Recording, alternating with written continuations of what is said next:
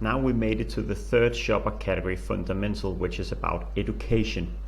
Education, just recall, was about the information that you display on your POSM or activation, and also if you are having some kind of liquid or food information, recipes for instance, but can also be if you're having staff there, trained staff that can share information about the brands of products that you're selling. So the objective here was really to extend the product portfolio and ensure that the shoppers are aware of all the opportunities that they have and how they can bring that back home.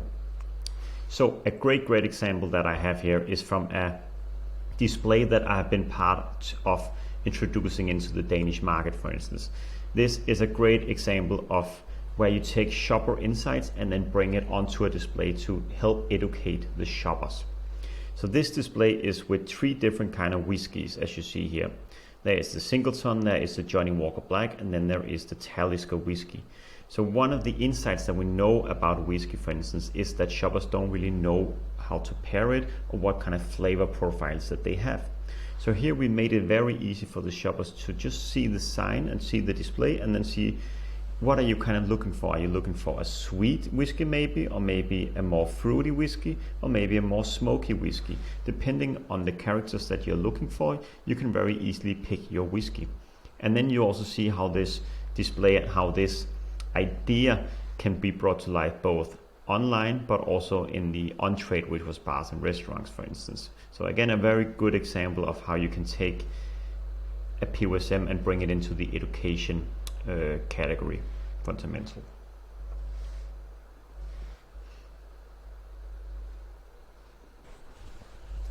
Here we have another example from Fever Tree, a brand and company that is one of the best, I believe, to really create POSM. Because what you see here is that they have on each of these shelf strips here, they have created descriptions on how to pair the different kind of sodas and tonics waters that they have created. So basically what this one says, for instance, that it's perfect pairing for vodka, London Dry Gin, or as a lemonade itself. So basically it shows the shopper what to use this one for, and they have done that for each of the variants and SKUs that they have here. So another great example of how you can develop the category with just a simple line of POSM. And then they have also, as you see on the right side, attached some kind of flowers to it just to make it a bit more green and herby, just to entice the shopper a bit more and make it a bit more fresh and nice. Another example in the education is this one. This is on the secondary packaging, as you see here. This says 3 times faster cleaning with this product here. So it's a very simple, very straightforward line, and in many supermarkets you will also see, and also in discounters, that they don't even unpack the products from the secondary packaging. So really also think about how you can use the secondary packaging in your shopper marketing. A great example here from a cleaning product. Another example from a cleaning product here is that they have used kind of a shelf strip to educate the shoppers how much you need to spend. Not how much you need to spend, but how much of the product you need to use.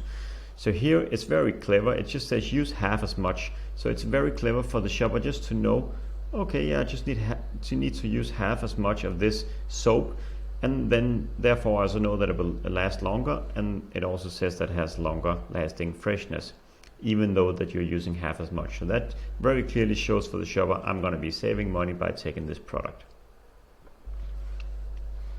Another example is Aperol. Aperol Spritz is again one of the best companies, I believe, and these are pictures that I've taken myself from Denmark. They have created a very nice display, which is also a shopper solution, and we will come into that later on. But what they really do here very greatly on the display, and both on the small one, so can fit to smaller stores, but also on the big one, is that they really highlight the ritual of their serving. So they very clearly and cleverly shows and describes how you serve an Aperol Spritz. So that again makes it very easy for the shopper to be educated. Oh, this is how I do it, very simple. I just need to buy these few ingredients and done deal. Then you have a cocktail that you can bring back home.